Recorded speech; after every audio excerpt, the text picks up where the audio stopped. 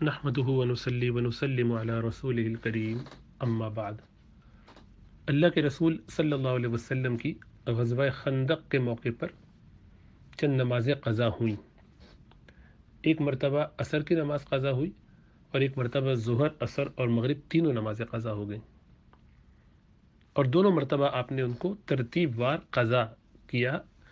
یعنی پہلے ظہر، عصر اور پھر مغرب، اسی ترتیب سے جب تین قضا ہوئی تھی۔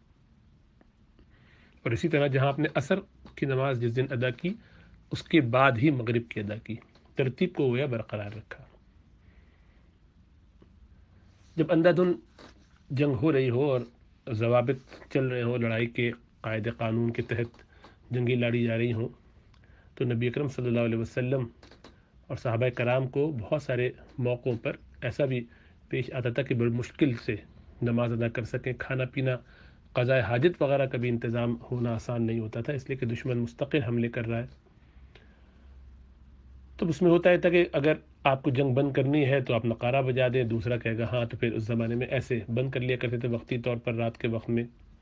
لیکن جب بہت شدید لڑائی ہو رہی ہوتی تھی تو پھر یہ سارے قانون بالا طاق رکھ دی جاتے تھے، پھر ان کے مطابق نہیں چلتا تھا، کیونکہ اب جیت اور ہار کا معیار اس پر ہے، مدار اس پر ہے، اور اگر اس وقت روکا گیا تو دشمن یعنی دوسری پارٹی فائدہ اٹھا لے گی اور آپ کو نقصان ہو جائے گا۔ تو غزوہ خندق میں 2 مرتبہ اتفاق ہوا کہ دشمن کا دباؤ بڑھتا جا رہا تھا، اس لیے آپ کی عصر کی نماز قضا ہو گئی۔ اس وقت اس کو روکنا یا وڈرا کرنا ممکن نہیں تھا۔ جب رات دیر تک جنگ چلتی رہی اور پھر کہیں جا کے رکی تو آپ نے عشاء کے وقت میں ترتیب وار ساری نمازیں باجماعت قضا فرمائی۔ اسی لیے بعض روات نے، چونکہ ترتیب سے چاروں پڑھی گئی تھی، بعض راویوں نے ایسا کہہ دیا کہ آپ نے 4 نمازیں پڑھی، تو 4 ایسا لگا کہ قضا ہوئی، ایسا نہیں ہے، 4 نہیں 3 قضا ہوئی تھی، چوتھی تو عشاء کا وقت ابھی تھا اور عشاء کے بعد ہی پڑھی گئی تھی، تو فجر سے پہلے ادا کر لی گئی تھی، اس لیے عشاء کا وقت بہرحال اس وقت موجود تھا۔ بخاری شریف کی جو حدیث ہے اس میں حضرت عمر فاروق آپ صلی اللہ علیہ وسلم کے پاس تشریف لائے اور آ کے اپنا غم بیان کیا کہ سورج غروب ہو چکا اور میری تو عصر کی نماز نکل گئی ہے۔ اس پہ بہت افسوس کیا اور کفار کو برا بھلا کہنے لگے۔ رسول اللہ صلی اللہ علیہ وسلم نے فرمایا کہ ہاں، میری بھی آج عصر کی نماز نکل گئی ہے۔ پھر دونوں نے وضو کیا اور انہوں نے پھر نماز پڑھی مغرب کے بعد، اور پہلے عصر پڑھی اور پھر بعد میں مغرب۔ یہ بخاری شریف کی روایت ہے۔ تو بہرحال اس سے یہ بات سمجھ میں آ گئی کہ اگر ایسا کبھی ہو تو ترتیب کے ساتھ صاحب ترتیب کو نماز پڑھنی چاہیے، اور یہ بھی سمجھ میں آیا کہ کبھی ایسے حالات ہوتے ہیں کہ کسی چیز کی اہمیت وقتی طور پر بڑھ جاتی ہے، اس وقت مسلمانوں کا اور اسلام کا دفاع کرنا اس غزوے میں زیادہ اہم اور ضروری تھا۔ نماز کی قضا بعد میں کر لی جائے گی، چونکہ عذر کی وجہ سے نماز چھوڑی گئی تو اس پہ کوئی گناہ بھی نہیں، بلکہ یہ امت کو تعلیم دینے کے لیے اللہ سبحانہ و تعالیٰ ایسے معاملات رسول اللہ صلی اللہ علیہ وسلم سے باقاعدہ کرواتے تھے۔ اللہ سبحانہ و تعالیٰ کے ہاں شریعت جتنی بھی نافذ ہونی ہے، دنیا میں رہتی دنیا تک رہے گی، اس کے جو قوانین ہیں وہ جو رسول اللہ صلی اللہ علیہ وسلم کی شایان شان ہے وہ آپ سے کروائے جاتے ہیں۔ مثلا اس کا پہلے تذکرہ ہوا کہ جادو کا اثر ہو سکتا تھا، نبوت کے منافی نہیں ہے، تو آپ پہ اس کا اثر ہوا۔ بھول جا سکتے تھے، نیند کا غلبہ ہو سکتا تھا، ان وجوہات سے نماز کا قضا ہونا انسانی اختیار میں نہیں ہے اور یہ بالکل جائز ہے، اس سے کوئی قدغن نہیں ہے، تو ایسا آپ سے کرایا گیا۔ عذر کی وجہ سے کھڑے ہو کے پانی پینا یا استنجا کرنا یہ بھی جائز ہے، اس لیے اس کا بھی صدور آپ کی ذات سے مبارک سے ہوا۔ اسی طریقے سے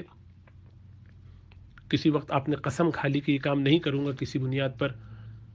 تو یہ کرنا بھی چونکہ جائز ہے تو اس کا بھی صدور آپ سے کرایا گیا اور نبوت کے منافی نہیں۔ منہ بولے بیٹے کو حقیقی بیٹا نہ سمجھنا اور پھر اس کی مطلقہ سے شادی کرانے کا حکم دیا گیا، اور یہ بھی آپ سے اس عمل کو کروا کر نیت، یہ جو پوری ایک جہالت کی ایک عادت بنی ہوئی تھی، ایک تہذیب بنی ہوئی تھی، ایک اصول ان کا بن گیا تھا، اس عقیدے پہ ضرب لگائی گئی۔ اس کے برعکس شراب پینا اور اس پر پھر سزا نافذ ہونا یہ نبوت کے شایان شان نہیں ہے۔ زنا شادی شدہ کا کر لینا یہ نبوت کے شایان شان نہیں ہے۔ تو ان امور کو، ہاتھ چوری کر لینا اور اس کے نتیجے میں ہاتھ کا کٹنا، تو یہ ساری چیزیں چونکہ نبی اکرم صلی اللہ علیہ وسلم کی بلند شان کے خلاف تھا، اس لیے یہ کام صحابہ کرام سے کروائے گی۔ اس لیے صحابہ کرام کو اس اصول سے گزارا گیا، اس ترتیب سے گزارا گیا کہ ان سے ایسی خطائیں ہوئیں اور پھر انہوں نے وہ ساری سزائیں بھگتیں اور ظاہر بات ہے اللہ ہی کے اختیار سے سب کچھ ہوتا ہے، کیا تو انہوں نے ہی تھا، اسی لیے اس کے ایسا نہیں کہ نعوذ باللہ اس میں بے گناہ ہو، لیکن ان سے یہ کروایا گیا تاکہ قیامت تک کوئی یہ نہ کہے کہ یہ کیا، وہ تو سب اتنے پاک صاف اور نیک لوگ تھے، وہاں تو ایسا کبھی کوئی معاملہ ہی نہیں پیش آیا، اب ہم سزا کیسے دیں، اب ہم کیسے نافذ کریں؟ تو پتہ چلا کہ جب وہ اتنے پاک صاف لوگ تھے اور ان سے غلطی ہوئی اور ان پر سزا لگائی گئی، جیسے رسول اللہ صلی اللہ علیہ وسلم نے فرمایا کہ حضرت اگر میری بیٹی فاطمہ ہوتی تو اس کے بھی ہاتھ کاٹتا، تو فاطمہ بنت مخزوم کے تو ہاتھ کٹنے چاہیے، تو یہ پوری ایک ترتیب تھی کہ سردار قبیلے کے لوگوں کو بھی سزا اسی طرح سے دی جائے گی جس طرح عوام کو دی جائے گی، تاکہ کوئی برابری رہے اور انصاف کا بول بالا رہے۔ بہرحال تو اللہ کے رسول صلی اللہ علیہ وسلم سے یہ کام اللہ سبحانہ و تعالیٰ نے اس لیے کرایا کہ ہمیں اندازہ ہو کہ نماز کسی عذر سے قضا ہو سکتی ہے، کسی کی جان بچانے کے لیے کوئی شخص آپریشن کر رہا ہے کسی مریض کا اور اس کی جان بچانے کی کوشش میں لگا ہوا، اس میں اس کی نماز قضا ہو جاتی ہے تو اس پر اس کو گناہ نہیں ہوگا انشاءاللہ تعالیٰ، اور وہ پھر اپنا اطمینان سے بعد میں نماز ادا کرے گا تو انشاءاللہ ماجور ہوگا۔ تو یہی بات سمجھانے کے لیے رسول اللہ صلی اللہ علیہ وسلم سے غزوے کے دوران کچھ نمازیں قضا ہوئیں۔